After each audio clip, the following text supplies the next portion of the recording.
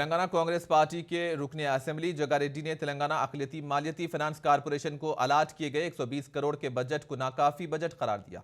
इन्होंने बजट में इजाफा करते हुए 1500 करोड़ रुपए करने तेलंगाना हुकूमत से मुतालबा किया ताकि ज्यादा तादाद में माइनॉरिटी तबके के नौजवानों को कारोबार के लिए कर्ज हासिल हो सके।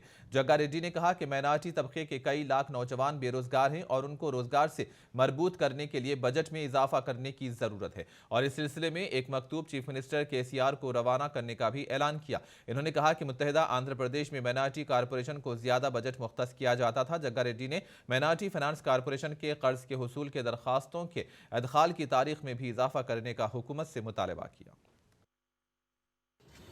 KCR साहब 120 करोड़ से कुछ होने का नहीं है, सिर्फ 12,000 लोगों को आ रहा, मगर यह 17 लाख यूथ माइनॉरिटीज़ के इंतज़ार में है माइनॉरिटी कॉरपोरेशन के लोन्स लेके कुछ जीने के लिए।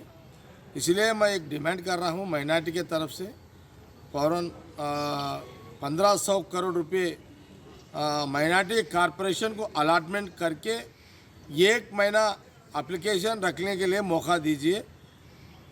1 महीने के अंदर मौका दीजिए, ये 1500 करोड़ अलॉटमेंट करिए।